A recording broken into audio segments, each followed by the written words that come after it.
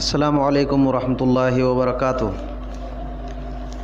الحمدللہ والصلاة والسلام علی رسول اللہ صلی اللہ علیہ وسلم وعلی آلہ وصحبہ اجمعین وبعد۔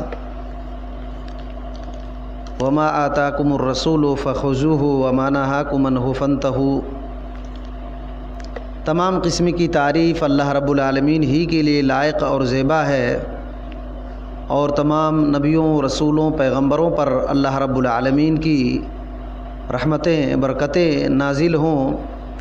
خاص طور پر ہمارے آخری نبی جناب محمد الرسول اللہ صلی اللہ علیہ وسلم پر، جن کے ذریعے سے ہم کو صحیح دین، صحیح طریقہ اور روشن راستہ معلوم ہوا ہے۔ اللہ کے فضل و کرم سے ہم لوگ ہر اتوار، ہر سنڈے عصر کے بعد کچھ دینی باتیں سنتے ہیں۔ اس سے پہلے ہم لوگ ایک کتاب پڑھ رہے تھے، کتاب التوحید۔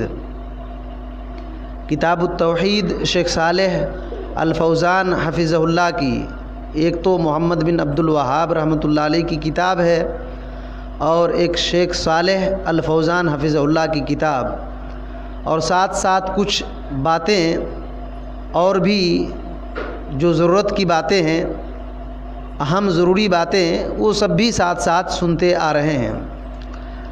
تو دیکھیے انشاءاللہ کتاب میں سے بھی کچھ پڑھیں گے، اور ایک ایسے ہی اصلاحی باتیں بھی ایک دو باتیں میں کروں گا۔ خصوصی طور پر خواتین کو ہر سنڈے خصوصی طور پر ایک دو باتیں میں بتانا چاہتا ہوں۔ تو دیکھیے اللہ رب العالمین نے سورہ التحریم میں، سورہ التحریم کی آیت نمبر 11 میں یہ فرمایا، وَضَرَبَ اللَّهُ مَثَلًا لِلَّذِينَ آمَنُوا امْرَأَةَ فِرْعَوْنَ اذ قالت رب ابن لی بیتا فی الجنہ ونجنی من فرعون وعملی ونجنی من القوم الظالمین ومریم ابنۃ عمران التی احصنت فرجها فنفخنا فیہ من روحنا وصدقت بکلمات ربها وکتبہ وکانت من القانتین۔ یہ آیت جمعہ کے دن بھی آپ لوگوں نے سنا ہے، پھر ایک بار سنیں۔ اللہ سبحانہ و تعالیٰ فرماتا ہے کہ اللہ رب العالمین نے مومن لوگوں کے لیے مثال دیا ہے۔ مومن لوگوں کے لیے، جو لوگ ایمان لائے ہیں، ان کے لیے مثال بیان کیا فرعون کی بیوی کے بارے میں۔ مثال دیا اللہ رب العالمین نے فرعون کی بیوی کے بارے میں، اور کیا کہا اللہ رب العالمین نے فرمایا، اذ قالت رب ابن لی عندک بیتا فی الجنہ۔ فرعون کی بیوی نے کہا، اے میرے رب، تو اپنے طرف سے میرے لیے جنت میں ایک گھر بنا، ونجنی من فرعون وعملی، اور اے اللہ تعالیٰ مجھ کو فرعون اور فرعون کے عمل سے بچا لے، فرعون اور فرعون کے عمل سے بچا لے، ونجنی من القوم الظالمین، اور اللہ تعالیٰ ظالم قوم سے مجھ کو بچا لے۔ تو یہ مومن مردوں اور مومن عورتوں کے لیے بھی اللہ رب العالمین نے مثال بیان کیا ہے۔ ایمان اسی طرح ہونا چاہیے، ایمان اسی طرح ہونا چاہیے، اور اللہ رب العالمین سے جنت کی طلب کرنی چاہیے، اور پھر شرک اور شرک کرنے والے دونوں سے بچنے کی دعا اللہ رب العالمین سے کرنی چاہیے۔ یہ پہلی عورت ہے، اللہ رب العالمین نے یہ مثال دیا۔ دوسری عورت مریم بنت عمران، جو حضرت عیسیٰ علیہ السلام کی ماں ہیں، ان کے بارے میں اللہ تعالیٰ نے کہا، التی احصنت فرجہا، مریم جس نے کیا کیا، اپنے شرمگاہ کی حفاظت کیا، شرمگاہ کی حفاظت کیا۔ تو اللہ رب العالمین نے ان کو مثال بنا دیا، اللہ رب العالمین نے مثال بنا دیا۔ اور کیا فرمایا آگے، مثال کی وجہ کیا بیان کیا کہ وصدقت بکلمات ربها، انہوں نے اپنے رب کے کلمے کی تصدیق کی، سچا سمجھا اور اللہ کی کتابوں کو سچ سمجھا، اور یہ قانتین میں سے تھی، یہ قانتین میں سے تھی، یعنی عبادت گزار میں سے تھی۔ تو میں خصوصی طور پر خواتین سے کہوں گا کہ اللہ رب العالمین نے ان دونوں عورتوں کی مثال پیش کیا ہے، اسی طرح ایک عورت کو ہونا چاہیے دنیا میں، ایک عورت کو اسی طریقے سے اپنے ایمان کی حفاظت کرنی چاہیے۔ دیکھیے فرعون کی بیوی، فرعون اتنا بڑا مالدار تھا لیکن اپنے شوہر سے بچنے کے لیے اللہ سے دعا کر رہی۔ مطلب کیا ہوا؟ اگر کسی کا شوہر گناہ وغیرہ کر رہا ہے اور اگر کفر میں جا رہا ہے تو اس کو روکنے کی کوشش کرنا چاہیے، اگر نہیں رک رہا ہے تو اس سے بچنے کے لیے اللہ سے دعا کر لینی چاہیے، اللہ تعالیٰ سے دعا کر لینی چاہیے اور اللہ رب العالمین سے جنت مانگنی چاہیے، اور ظالم قوموں کے ظلم سے بھی بچنے کے لیے دعا کرنی چاہیے۔ یہ بہترین مثال اللہ رب العالمین نے دیا۔ اور عورت کو کس طرح ہونی چاہیے؟ اپنے شرمگاہ کی حفاظت اور اللہ رب العالمین کے کلموں، اللہ رب العالمین کی کتاب جو قرآن مجید ہے اس کی تصدیق کرنی چاہیے، اس کو سچ سمجھنا چاہیے۔ جو کچھ بھی اللہ تعالیٰ نے قرآن مجید میں کہا ہے وہ سب صحیح ہے اور سچ ہے، اور قانتین یعنی عبادت گزار میں سے بن جانا چاہیے، عبادت گزار میں سے بن جانا چاہیے۔ ایک حدیث میں آپ لوگوں کو سناتا ہوں، یہ حدیث آپ لوگ سنے ہوں گے، حضرت ابو ہریرہ رضی اللہ تعالیٰ عنہ اس حدیث کے راوی ہیں۔ سنن ابی داؤد کے اندر یہ روایت موجود ہے، 1308 کے اندر سنن ابی داؤد کے اندر یہ روایت ہے۔ آپ صلی اللہ علیہ وسلم نے فرمایا، رحم اللہ رجلا قام من اللیل فصلی وایقظ امرأتہ فإن ابت نضح فی وجہها الماء۔ رحم اللہ امرأة قامت من اللیل فصلت وایقظت زوجها فإن ابى نضحت فی وجہه الماء۔ اللہ کے نبی صلی اللہ علیہ وسلم نے فرمایا کہ اللہ رب العالمین اس آدمی پر رحم کرتا ہے، اللہ رب العالمین اس آدمی پر رحم کرتا ہے جو آدمی رات میں اٹھ کر کے قیام کیا، رات میں اٹھا اور کیا کیا؟ فصلی، نماز پڑھا، وایقظ امرأتہ، اور اپنی بیوی کو بھی جگایا، اپنی بیوی کو بھی جگایا۔ اگر اس کی بیوی اٹھنے سے انکار کر دی تو وہ آدمی نے کیا کیا؟ اپنے بیوی کے چہرے پر پانی چھڑکا، اٹھانے کے لیے پانی چھڑکا۔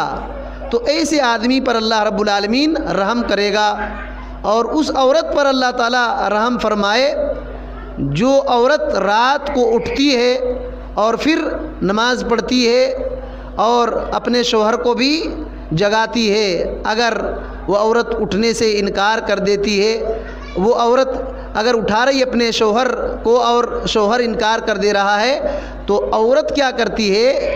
چہرے پر پانی چھڑکتی ہے، تو اس عورت پر بھی اللہ رب العالمین رحم کرے گا۔ کتنی بہترین بات ہے میری ماں اور بہنیں، پردہ میں رہنے والی خواتین، یہ حدیث میں جو بات ہے، اللہ رب العالمین کی رحمت کہاں ڈھونڈیں گے؟ دیکھیے اتنا بہترین بات ہے، بہت سارے لوگ اللہ رب العالمین کی رحمت کو ڈھونڈنے کے لیے الٹے سیدھے کام کرتے ہیں، لیکن اتنا بہترین عمل کہ رات میں اٹھیے، نماز پڑھیے، اور خود نماز پڑھیے، اپنے شوہر کو بھی اٹھائیں، اور ایک مرد خود اٹھے نماز پڑھے، اپنی خاتون کو، اپنی عورت کو بھی اٹھائے، تو اللہ رب العالمین دونوں پر رحم کرے گا، اللہ رب العالمین دونوں پر رحم کرے گا۔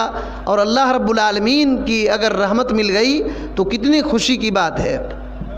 کہنے کا مطلب یہ ہے کہ عورتوں کو، خواتین کو چاہیے کہ عبادت کی طرف مگن ہو، عبادت کریں۔ اکثر عورتیں عبادت سے دور ہوا کرتی ہیں، اکثر عورتیں عبادت سے دور ہوا کرتی ہیں۔ اور ایک اہم بات میں بتاؤں گا تمام بھائیوں اور بہنوں کو بھی کہ اپنی اولاد کو عقیدہ سکھائیں، صحیح عقیدہ سکھائیں، صحیح عقیدہ، صحیح طریقہ بتلائیں تاکہ وہ جنت میں جا سکے۔ اگر صحیح عقیدہ نہیں بتائیں گے تو جس اولاد کے لیے ہم دنیا میں بہت کچھ محنت کرتے ہیں، پیشاب کر دیتا ہے تو 4 بار بستر بدلتے ہیں۔ یہ اولاد اگر عقیدہ صحیح نہیں ہے تو جہنم میں چلی جائے گی، تو اس وقت کوئی بھی افسوس کرنے سے کوئی کام نہیں بنے گا۔ اسی وجہ سے دنیا میں صحیح اس کو عقیدہ صحیح طریقہ بتلا دیجئے تاکہ جہنم میں نہ جا سکے۔ کیونکہ آپ خود سوچیں کہ آپ کے بچے کو بخار ہوتا ہے تو آپ کو نیند نہیں آتی، نیند اڑ جاتی ہے۔ اگر یہ بچہ ہمیشہ کے لیے جہنم چلا جائے تو کیا کریں گے؟ کتنی تکلیف ہوگی؟ تو یہ تکلیف آپ اگر کتنوں کریں اور کتنوں افسوس کریں، قیامت کے دن کچھ بھی فائدہ نہیں ہونے والا ہے۔ اسی وجہ سے اس کو صحیح عقیدہ دنیا میں ہی سکھا دینا پڑے گا۔ ایک روایت میں آپ کو سناتا ہوں کہ کس طرح صحابہ کرام رضوان اللہ علیہم اجمعین اپنی اولاد کی حفاظت کرتے تھے صحیح عقیدہ سکھا کر کے۔ سنن ابی داؤد میں کتاب القدر ہے، باب القدر، اس کی حدیث نمبر 4700 میں یہ روایت موجود ہے۔ حضرت عبادہ بن صامت رضی اللہ تعالیٰ عنہ جلیل القدر صحابی رسول ہیں، اپنے بیٹے سے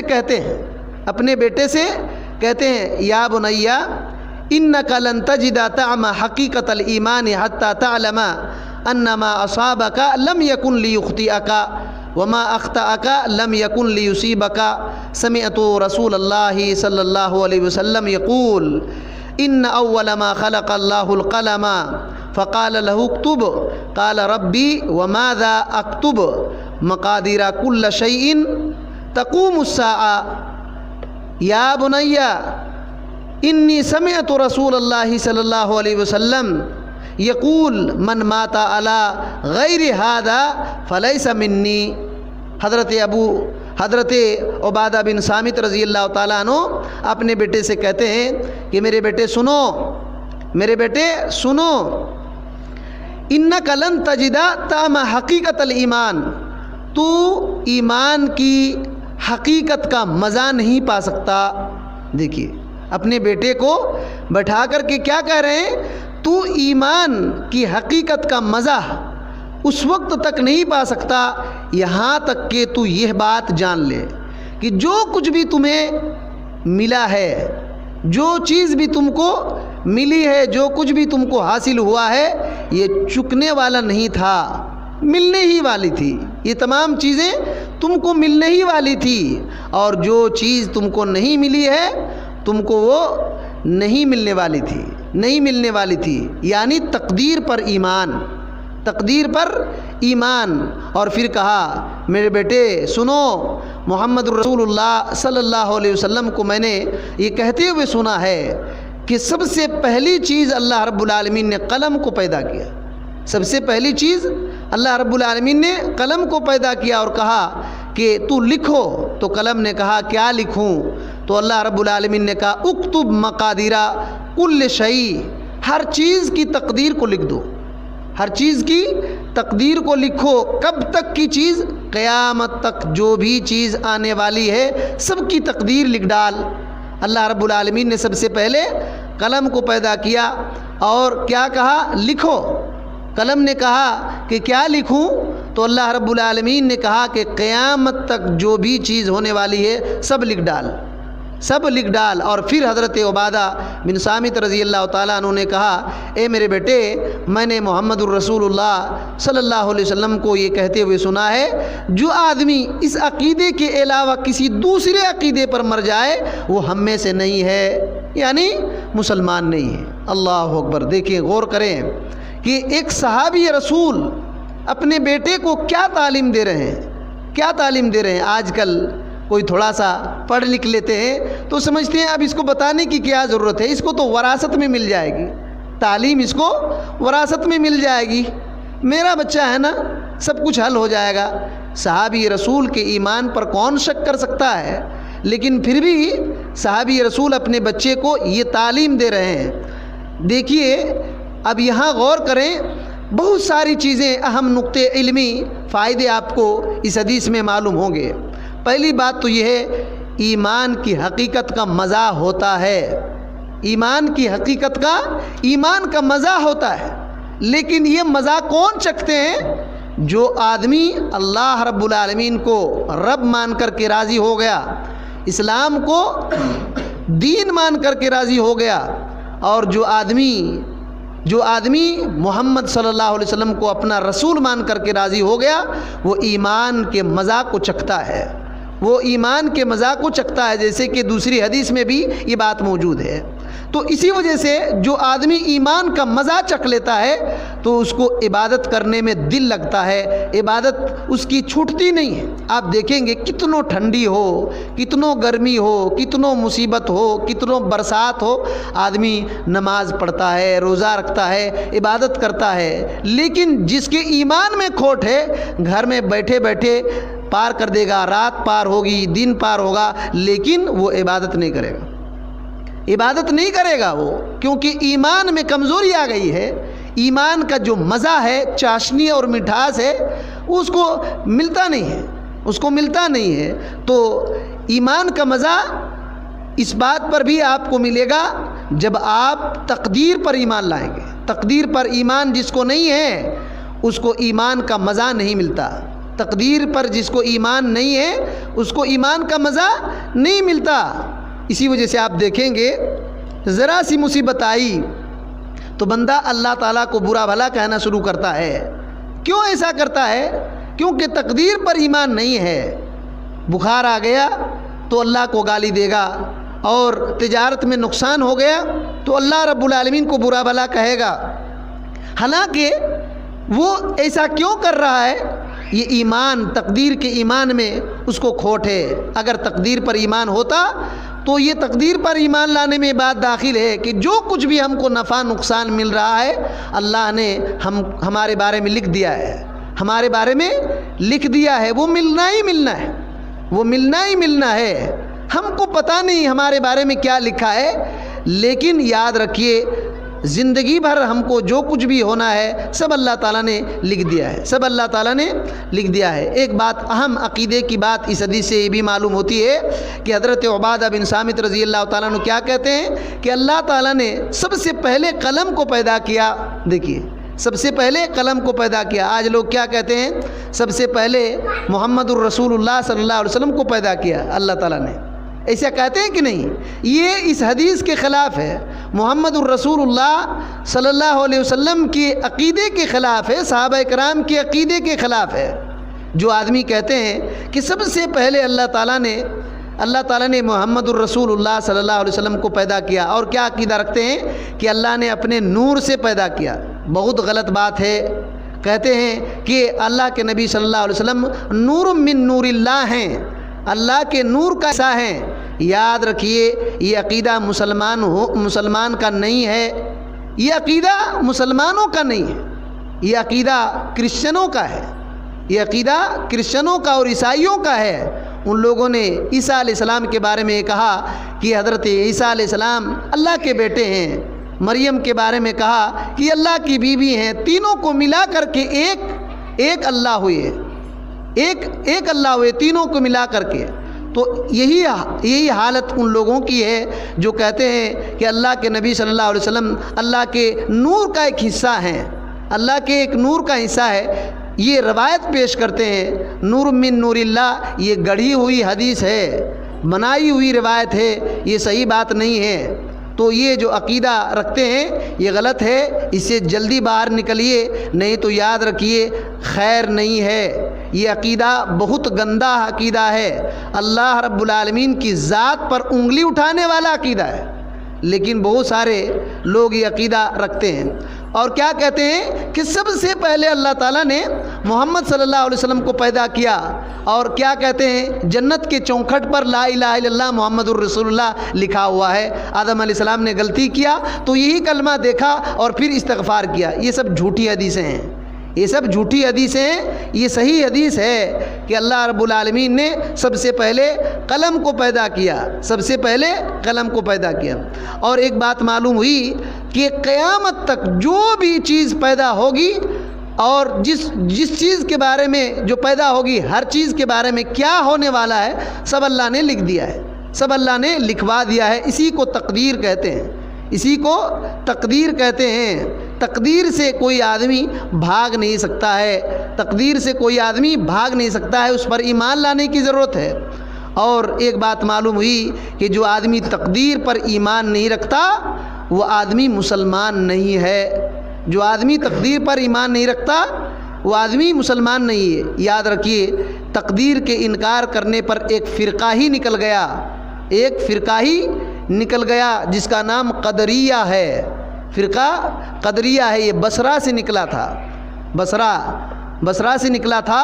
اور حضرت عبداللہ بن عمر رضی اللہ تعالیٰ عنہ کے پاس کچھ لوگ آئے تھے بصرہ سے حج کرنے کے موقع پر.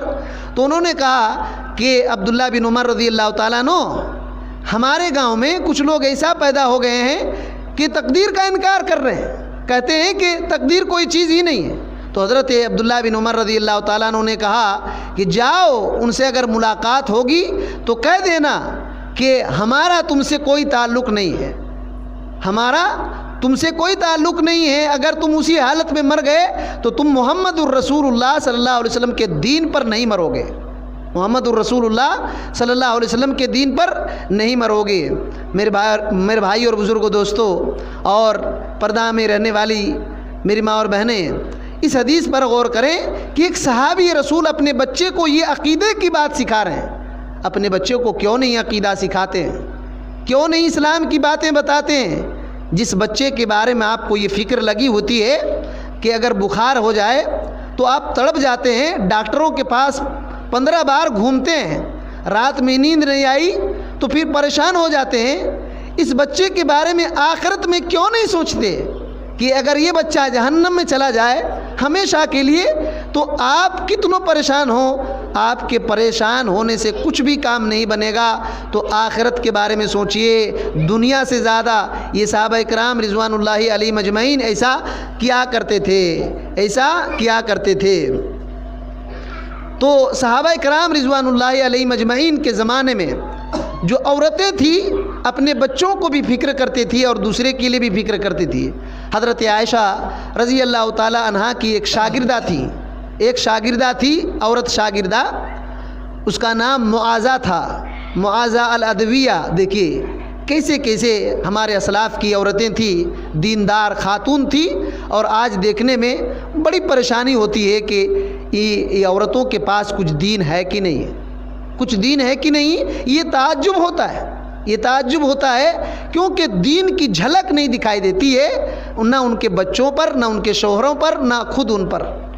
تو یہ بڑا تعجب ہوتا ہے. تو معاذہ الادویہ حضرت عائشہ رضی اللہ تعالی عنہا کی یہ شاگردہ تھی. یہ ایک عورت بچی کو دودھ پلائی، اس کا نام ام الاسود تھا، دودھ پلائی.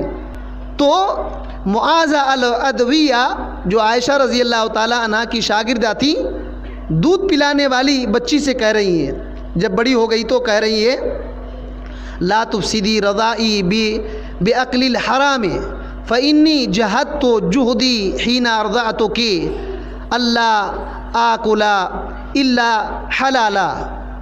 کیا کہہ رہی ہیں؟ بچی کو دودھ پلائی تھی نا، دودھ پلانے والی بچی جس کو دودھ پلائی وہ بڑی ہو گئی. تو معاذہ الادویہ کہہ رہی ہیں کہ بچی سنو، میں نے جو تم کو دودھ پلایا ہے اس میرے دودھ کو برباد نہیں کرنا. دیکھیے اس دودھ کو برباد نہیں کرنا. کیسے؟ حرام کھا کر کے اپنے میں جو دودھ پلائی ہوں اس میرے دودھ کو برباد نہیں کرنا. تم حرام نہیں کھانا، حرام کھاؤ گی یہ جو میں نے دودھ پلایا ہے میرے محنت برباد ہو جائے گی. کیوں؟ فإنی جہدت جہدی حین ارضعتک، میں جس وقت تم کو دودھ پلا رہی تھی میں نے بہت محنت کیا ہے. دیکھیے حضرت معاذہ الادویہ یہ تابعیہ تھیں، صحابیہ حضرت عائشہ رضی اللہ تعالیٰ عنہ کی شاگردہ ہیں. کیا کہہ رہی ہیں؟ جس وقت میں تم کو دودھ پلا رہی تھی بڑی محنت کیا ہے. کیا محنت کیا ہے؟ میں حلال کھاتی تھی اور حلال کمائی سے جو دودھ بنتا تھا تم کو پلاتی تھی، حلال کمائی سے جو دودھ بنتا تھا تم کو پلاتی تھی. دیکھو فاجتہدی بعد ذالک، اس کے بعد تم بھی محنت کرنا، حلال ہی کھانا حرام نہ کھانا، حلال ہی کھانا حرام نہ کھانا. اللہ اکبر. غور کریں ایسی خاتون تھی. آج خواتین کو دیکھیے تو ابھی شام کے وقت وڈی لینے والا آئے گا، ابھی سود لینے والا آئے گا، سود لینے والا آئے گا پیپر لے کر کے، گھر گھر میں سود، گھر گھر میں سود، تو برکت کہاں سے آئے گی؟ ایمان کا مزہ کہاں ملے گا؟ عبادت کی چاشنی کہاں سے ملے گی؟ جو سود کھا رہے ہیں، جو لوگ، عورتیں سود کے گروپ بناتی ہیں، پتہ چلا بہت سارے علاقوں میں کہ گروپ بناتی ہیں، گروپ، اور گروپ بنا کر کے سود کھاتی ہیں، یہ عورتیں تھیں، یہ صحابیہ کے پاس پڑی ہوئی عورت معاذہ الادویہ کی زندگی کو دیکھیں کہ دودھ پلاتے وقت اس بچی کو حلال کمائی کا دودھ پلایا، اور کیا کہہ رہی ہیں؟ میرے دودھ کو برباد نہیں کرنا، میرے دودھ کو برباد نہیں کرنا۔ کیوں ایسا کہی؟ نبی کریم صلی اللہ علیہ وسلم نے فرمایا لا يدخل الجنت جسد غذی بالحرام۔ اللہ کے نبی صلی اللہ علیہ وسلم نے کہا وہ جسم جنت میں جا نہیں سکتا جس جسم کی پرورش حرام کمائی سے ہوئی ہو، وہ جسم جنت میں نہیں جا سکتا جو جسم حرام کمائی سے پرورش ہوئی ہو۔ لا يدخل الجنت جسد غذی بالحرام، وہ جسم جس کی پرورش اور جس کا بڑھاوا حرام کمائی سے ہو، وہ جسم جنت میں نہیں جا سکتا۔ اللہ اکبر! دیکھیے کتنی بڑی بات ہے، آج بچوں کو بھی حرام کھلا رہے ہیں، خود حرام کھا رہے ہیں سود لے کر کے۔ اللہ تعالیٰ نے ہاتھ دیا ہے، پیر دیا ہے، دنیا بہت بڑی بنایا، محنت کرنے سے رات گزر جائے گی، کھانا مل جائے گا، رہنے کا ٹھکانہ انشاءاللہ مل جائے گا، ورنہ دنیا میں بہت سارے لوگ ایمان کو بچانے کے لیے بہت کچھ کرتے ہیں، محنت کرتے ہیں لیکن حرام سے بچ جاتے ہیں، ایک وقت بھوکے رہ جاتے ہیں لیکن حرام نہیں کھاتے۔ یہ ایمان والے اس کا لے لیا، اس کا چھین لیا، مسجد کا کھا لیا، اور کس کا کھا لیا، وہاں سے لے لیا، اس کا کھا لیا، ایسے کرتے ہیں، ادھر سے سود، ادھر سے وڈی، ادھر سے کیا، یہ سب بہت بری بات ہے۔ اسی وجہ سے عبادت کا مزہ، عبادت کی چاشنی، عبادت کی تڑپ ختم ہو جاتی ہے، عبادت کی تڑپ ہی ختم ہو جاتی ہے۔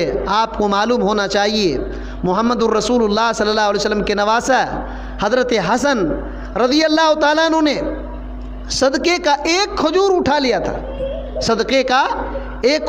لیا تھا، اللہ کے نبی صلی اللہ علیہ وسلم نے کہا کہ منہ سے نکالو، اس کو نکالو، اور کہا کیا تم نہیں جانتے کہ صدقہ کی چیز کو اللہ تعالیٰ نے ہمارے لیے حرام کر دیا ہے؟ دیکھیے نبی کریم صلی اللہ علیہ وسلم کے نواسے فاطمہ کے بیٹے حضرت حسن رضی اللہ تعالیٰ عنہ چھوٹے تھے، ان کو کیا معلوم ہے کہ یہ صدقے کا ہے یا کیا ہے، اٹھا کر کے کھجور کو کھا لیے۔ اللہ کے نبی صلی اللہ علیہ وسلم نے منہ سے باہر نکالنے کے لیے کہا کہ منہ سے باہر نکال دو، یہ صدقے کا کھجور ہے، اللہ رب العالمین نے ہم لوگوں کے لیے صدقے کھانا حرام کر دیا ہے۔ نبی کریم صلی اللہ علیہ وسلم اور نبی صلی اللہ علیہ وسلم کے خاندان کے لیے صدقے کو اللہ رب العالمین نے کھانا حرام قرار دیا تھا۔ آج اسی وجہ سے بہت سارے لوگ جھوٹے سید ہونے کا دعویٰ کرتے ہیں کہ ہم لوگ سید ہیں، سید یہاں ہندوستان میں کہاں سید آ گئے؟ بہت سارے لوگ ایسے کہتے ہیں کہ ہم سید ہیں، ہمارا تعلق محمد الرسول اللہ صلی اللہ علیہ وسلم کے خاندان سے ہیں، اور یہی لوگ شرک بھی کریں گے۔ سید ہیں تو شرک کیوں کرتے ہیں؟ کیوں شرک کرتے ہیں؟ اور پھر یہی سید دیکھیے تو درگاہ بنا لیں گے اور درگاہ کی چڑھائی ہوئی چیزیں اپنے پیٹ پالنے کے لیے کھائیں گے۔ ایسے سیدوں نے کیا ہے؟ ایسے ہی سیدوں نے کیا ہے کیا؟ تو یہ جھوٹے سید ہیں، جو لوگ ایسا کہتے ہیں یہ جھوٹے سید ہیں، ان کے نبی علیہ الصلاۃ والسلام کے خاندان سے کوئی تعلق نہیں۔ نبی کریم صلی اللہ علیہ وسلم ایسے تھے کہ اپنے نواسے حسن رضی اللہ تعالیٰ عنہ نے کھجور اٹھا لیا تو اللہ کے نبی صلی اللہ علیہ وسلم نے منہ سے نکلوا دیا۔ تو یہ کہنے کا مطلب یہ ہے کہ دیکھیے نبی کریم صلی اللہ علیہ وسلم نے کس طریقے سے تربیت دیا اپنے نواسے کو، چھوٹے بچے ہیں، یہی تربیت آج ضرورت ہے، لیکن یہ جب عقل میں پردہ پڑ جائے تو کوئی چیز، صحیح چیز جو ہے غلط اور غلط چیز صحیح دکھے گی۔ آج اسی وجہ سے اس کو سکھاتے ہیں لوگ، ایسے کرو بیٹا، پولیس بنو گے، اوپر سے بہت زیادہ تنخواہ تو تمہاری 50,000 رہے گی، اوپر سے 1 لاکھ آ جائے گا، پولیس بننا، ہاں دوسرے کو لینا دبا کر کے، یہ سکھا رہے ہیں لوگوں کو۔ بینک میں مینیجر رہنا، مینیجر رہو گے بینک میں، سود والے بینک میں، سود تم بھی کھانا، کیونکہ بڑی موٹی رقم وہاں ملے گی۔ یہ سب غلط تعلیم ہے، یہ سب غلط تعلیم ہے۔ جو آدمی صحیح تعلیم، عقیدے کی تعلیم، محمد الرسول اللہ صلی اللہ علیہ وسلم کی تعلیم نہیں دے گا، پھر کہیں بھی پھنسے گا، اسی وجہ سے بچوں کو بچانے کی ضرورت ہے، بچوں کو بچانے کی ضرورت ہے۔ یہ مستقبل کے سپاہی ہوں گے، دین اسلام کے سپاہی ہوں گے، یہ عمل کریں گے، اپنے گاؤں گھر کو بچائیں گے۔ انہی کو اگر نہ بچایا گیا، یہ پورے بستی تہس نہس کر دیں گے، بستی تہس نہس کر دیں گے۔ اسی وجہ سے اولاد کو پڑھانے کی اور صحیح تعلیم دینے کی ضرورت ہے۔ کبھی دیکھیے، اسی وجہ سے میں عورتوں کے بارے میں کہہ رہا ہوں، کبھی عورتوں کی بات اتنی اثر ہو جاتی ہے کہ اس کا شوہر کتنوں بھی زیادہ کٹر ہو، کتنوں زیادہ سخت ہو، تو عورت کی بات مان جاتا ہے، عورت کی بات مان جاتا ہے۔ اس کی مثال کیا ہے؟ قرآن مجید میں اس کی مثال ہے، سورۃ القصص میں آیت نمبر 9 میں اللہ رب العالمین نے فرمایا، وقالت امرأۃ فرعون، کہ فرعون کی بیوی نے کہا، وہ وقت یاد کریں کہ فرعون نے اعلان کر دیا کس بات کا، کہ بنو اسرائیل کے بچوں کو قتل کر دیا جائے، بنو اسرائیل کے بچوں کو قتل کر دیا جائے۔ موسیٰ علیہ السلام کو ابھی پانی پر چھوڑ دیا گیا تھا کہ نہیں، لیکن فرعون کے گھر میں اٹھا لیا گیا، ان کے گھر میں پرورش ہو رہی ہے۔ فرعون نے کیا کہا؟ اس بچے کو بھی قتل کر دیں گے۔ اس وقت کس نے روکا تھا؟ فرعون کی بیوی نے کہا تھا، یہ میری آنکھوں کی ٹھنڈک ہے، یہ آنکھوں کی ٹھنڈک ہے، اور آپ کے لیے بھی آنکھوں کی ٹھنڈک ہے، لا تقتلوا، اس کو قتل مت کیجئے، اس کو قتل مت کیجئے، عسیٰ ان ینفعنا، ہو سکتا ہے کہ ہم کو یہ فائدہ پہنچا دے گا، نفع دے گا ہم کو، اور ہم اس کو اولاد بنا لیں گے۔ تو دیکھیے یہ مسئلہ ہے، لیکن فرعون نے پھر یہ بات مان لیا۔ فرعون اتنا بڑا ظالم تھا کہ پورے اعلان کر دیا ہے بچوں کو قتل کیا جا رہا ہے، لیکن بیوی کی بات مان لیا، بیوی کی بات مان لیا۔ اسی وجہ سے کبھی عورتوں کی بات شوہر مان لیا کرتے ہیں، تو اسی وجہ سے عورت کو، خاتون کو چاہیے کہ اپنے شوہر اگر شراب پی رہا ہے تو منع کریں، شراب پی رہا ہے تو منع کریں، اور سود کھا رہا ہے تو منع کیجئے، ورنہ ساتھ آپ بھی پکڑی جاؤ گی، آپ کا شوہر تو پکڑا ہی جائے گا، اور بچوں کو بھی صحیح تعلیم دیں۔ تو یہ بات ہے۔ حضرت اور ایک دیکھیے مثال، اکرمہ رضی اللہ تعالیٰ عنہ، دیکھیے اکرمہ رضی اللہ تعالیٰ عنہ، یہ کون ہے اکرمہ رضی اللہ تعالیٰ عنہ؟ اکرمہ رضی اللہ تعالیٰ عنہ کون ہے؟ ابو جہل کے بیٹے۔ آپ تعجب کریں گے، ابو جہل کے بیٹے ہیں۔ ان کو گھر لے جاؤ، تمیم، ان کو گھر لے جاؤ۔ تو اکرمہ رضی اللہ تعالیٰ عنہ کون ہے؟ ابو جہل کے بیٹے۔ ابو جہل کے بارے میں آپ کو معلوم ہے کہ نبی کریم صلی اللہ علیہ وسلم سے کتنی دشمنی تھی۔ اکرمہ جو تھے ابھی اسلام قبول نہیں کیے تھے، نبی صلی اللہ علیہ وسلم کو گالی برا بھلا بہت کرتے تھے، لیکن جب گالی گلوچ کرنے لگے، نبی کریم صلی اللہ علیہ وسلم نے اعلان کر دیا کہ اکرمہ کو قتل کر دیا جائے۔ کئی ایسے لوگ تھے جن کے بارے میں اللہ کے نبی صلی اللہ علیہ وسلم نے اعلان کر دیا تھا کہ ان کو قتل کر دیا جائے، اس میں اکرمہ بھی تھے۔ اعلان ہو گیا، یہاں تک کہ نبی کریم صلی اللہ علیہ وسلم نے کچھ لوگوں کے بارے میں یہ کہا تھا، خصوصی طور پر 3 لوگوں کے بارے میں، کہ اگر بیت اللہ خانہ کعبہ کا گلاب بھی پکڑ کر لٹک جائیں تو چھوڑنا نہیں، قتل کر دینا۔ حالانکہ بیت اللہ میں خون بہانا، لڑائی کرنا جائز نہیں ہے، لیکن پھر بھی محمد الرسول اللہ صلی اللہ علیہ وسلم نے اعلان کر دیا تھا کہ یہ لوگ اگر بیت اللہ کی چادر کو بھی پکڑ لیں تو چھوڑنا نہیں۔ اکرمہ کے بارے میں بھی فیصلہ کر دیا نبی صلی اللہ علیہ وسلم نے کہ اس کو قتل کر دیا جائے۔ اس کی بیوی جو ہے اکرمہ رضی اللہ تعالیٰ عنہ کی بیوی ام حکیم تھی، وہ مکہ فتح جب ہوا اسی وقت اسلام قبول کر لی، اور یہ ابھی شوہر اسلام قبول نہیں کیا ہے۔ ابو جہل کا لڑکا یہ کیا کیا، یہ بھاگنا شروع کر دیا، یہ یمن بھاگ گیا، یمن بھاگ گیا تو اس کی بیوی محمد الرسول اللہ صلی اللہ علیہ وسلم کے پاس آتی ہیں اور کہتی ہیں اے اللہ کے رسول صلی اللہ علیہ وسلم میرے شوہر کو آپ امان دیجئے، یعنی قتل کا جو حکم آپ نے دیا ہے وہ امان دیجئے، آپ حفاظت کریں، اس کے قتل کا حکم اٹھا لیں، میں اس کو بلا کر لاؤں گی، اسلام کی طرف دعوت دوں گی۔ یہ عورت پھر پیچھے پیچھے جاتی ہیں اور جا کر کے اپنے شوہر کو بلا کر لاتی ہیں، جا کر کے اپنے شوہر کو بلا کر لاتی ہیں۔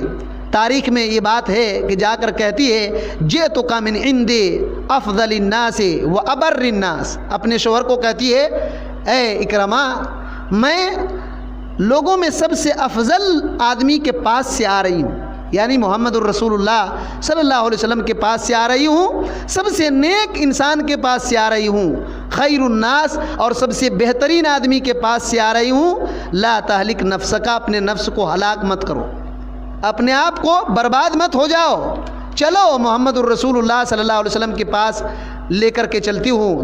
اور تاریخ ابن عساکر کے اندر ہے کہ یہ ایک کشتی پر بیٹھ چکا تھا، کشتی پر اکرمہ بیٹھ چکا تھا اور سمندر پار کرنے والا تھا، بھاگ جانے والا تھا۔ اس کی بیوی نے پھر کہا کہ اے میرے چچا کے لڑکے، چچیرے بھائی تھے وہ اور شادی ہوئی تھی، یاد رکھیے بہت سارے لوگ اکثر ادھر ہوتا ہے کہ چچیری بچیوں سے شادی کرنا عیب سمجھتے ہیں، عیب نہیں ہے، یہ چچا کی بچی سے نکاح کیا جا سکتا ہے، یہ حرام نہیں ہے، سگی بہن سے نکاح جائز نہیں ہے، لیکن چچا کی بچی سے شادی کیا جا سکتا ہے۔ تو اس نے کہا کہ اے میرے چچا کے بچے تمہارے لیے میں رسول اللہ صلی اللہ علیہ وسلم کا امان لائی ہوں، چلو محمد الرسول اللہ صلی اللہ علیہ وسلم کے پاس چلتے ہیں، آؤ چلتے ہیں، اسلام قبول کر لو، رسول اللہ صلی اللہ علیہ وسلم کے امان میں داخل ہو جاؤ۔ تو یہ پھر بلا کر کے لاتی ہیں، یہ بلا کر کے لاتی ہیں اور کہتی ہیں اگر تو نے ایسا نہیں کیا تو آج سے تیرا میرا کوئی تعلق ہی نہیں ہے، دیکھیے آج سے تیرا میرا کوئی تعلق ہی نہیں ہے۔ کہتی ہیں کہ اگر تو نہیں جاؤ گے الا انقطعت العصمت بینی و بینکا، اگر تو نہیں گیا تو تیرے اور میرے درمیان جو رشتہ ہے یہ ختم۔ اس طریقے سے وہ لا کر کے بلا کر کے لاتی ہیں۔ اکرمہ پھر اسلام قبول کر لیتے ہیں، اسلام قبول کر لیتے ہیں۔ یہ عورتوں کے اندر اللہ رب العالمین نے وہ بات رکھی ہے، عورت چاہے تو اپنے شوہر کو سدھار سکتی ہے، اپنے شوہر کو سدھار سکتی ہے، اللہ کی توفیق اگر آ گئی تو، اور اپنے بچوں کو بھی سدھار سکتی ہے، لیکن وہ خود دیندار ہوگی تب تو، خود اللہ والی ہوگی تب تو، نماز روزہ کرے گی تو، اس کو دین کا پتہ ہی نہیں ہے تو شوہر کو کیا سمجھائے گی اور اپنے بچے کو کیا سمجھائے گی؟ وہ خود اسلام کیا ہے، صحیح عقیدہ کیا ہے معلوم نہیں تو کیا سمجھائے گی؟ تو اس طریقے سے اب دیکھیں، اور ایک روایت ہم لوگ سنتے ہیں، مستدرک علی صحیحین کی یہ روایت ہے، حضرت عائشہ رضی اللہ تعالیٰ عنہ کے پاس ایک بچے کو لایا گیا علاج کرنے کے لیے۔ اس وقت حضرت عائشہ رضی اللہ تعالیٰ عنہ کبھی کبھی پھوڑے پھنسی نکل جاتے ہیں نا، اس کے علاج بھی کر دیا کرتی تھی۔ تو ایک بچے کو لایا گیا، پھوڑا اس کو ہو گیا تھا، نکل گیا تھا علاج کرنے کے لیے۔ تو علاج کرنے کے بعد کیا دیکھتی ہیں کہ بچے کے گھر والے نے بیماری کی شفا کے لیے کیا کیا ہے، پیر میں پازیب لگا دیا ہے، پازیب جو پائل کی طرح ہوتا ہے، باندھ دیتے ہیں، آج کل رسی باندھ دیتے ہیں۔ تو اس بچے کے پیر میں یہی پازیب پہنا ہوا ہے۔ حضرت عائشہ رضی اللہ تعالیٰ عنہا نے روکا اور کہا کہ اس کو نکالو۔ ایک روایت تو میں یہ ہے کہ اس کو کہا کہ جلدی سے یہاں سے گھر سے باہر نکالو، اس کو باہر نکال دو، اس کو کیوں تم لوگوں نے اس کو باندھا ہے؟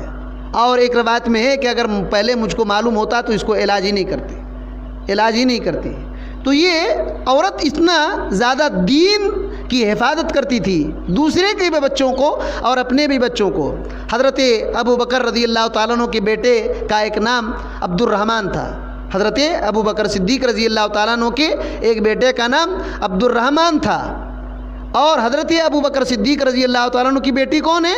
عائشہ رضی اللہ تعالیٰ عنہ۔ ایک بار ان کے گھر چلی گئی، عبد الرحمن کے گھر گئی، وہ وضو بنا رہے تھے تو ایڑی ان کی خشک تھی، سوکھی ہوئی ایڑی تھی، تو کہا کہ ٹھیک سے وضو کرو، बहन है, कहे कि ठीक से वज़ू करो, क्या तुमको पता नहीं नबी करीम सल्लल्लाहु अलैहि वसल्लम ने कहा वैलुल लिल आकाबि मिनन नार, कि उस एड़ी को जहन्नम में जलेगी जो सूखी हुई रहती है। देखिए ये दीन है।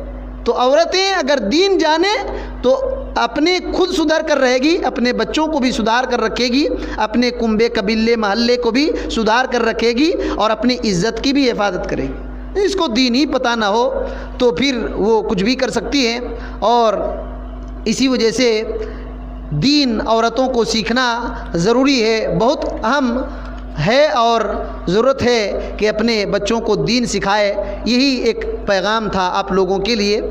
आगे हम लोग चलते हैं, किताब से एक दो बात जानते हैं। किताब तौहीद में हमारी बात चल रही थी शिर्क के ताल्लुक़ से। शिर्क की तारीफ़ हम लोगों ने सुना था और छोटा शिर्क और बड़ा शिर्क में फ़र्क क्या है, ये कुछ 3-4 बातें उसमें थी, ये बातें हम लोगों ने सुना था।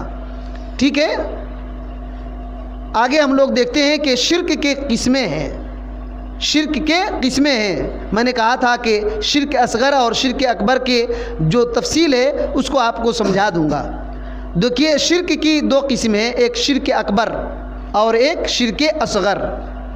अकबर बोले तो बड़ा, असगर बोले तो छोटा। तो एक बड़ा शिर्क होता है और एक छोटा शिर्क होता है। छोटा शिर्क की 2 किस्में होती है। छोटा शिर्क की 2 किस्में होती है, एक शिर्क ज़ाहिर और एक शिर्क बातिन। शिर्क 2 तरह से होता है, याद रखिए, एक शिर्क अकबर और एक शिर्क असगर। और फिर शिर्क असगर की भी 2 किस्म होती है, एक शिर्क ज़ाहिर और शिर्क बातिन। इंशाअल्लाह यही बात आ रही है। देखिए कहते हैं कि पहली किस्म जो शिर्क अकबर है, शिर्क अकबर यख़रुजु मिनल मिल्ला। शिर्क अकबर वो होता है जिस शिर्क से आदमी इस्लाम से निकल जाता है। जिस शिर्क से आदमी इस्लाम से निकल जाता है, वयख़लुदु साहिबुहु फिन्नार इज़ा माता वलम यतुब मिनहु।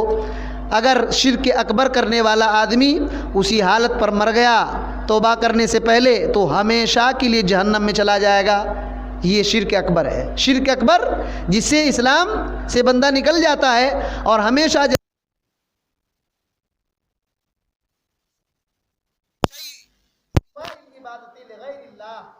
इबादत में से कोई भी इबादत गैरुल्लाह के लिए करना, इबादत में से कोई भी इबादत जो इबादत अल्लाह रब्बुल आलमीन के लिए करनी थी वो गैरुल्लाह के लिए करना, ये शिर्क अकबर है।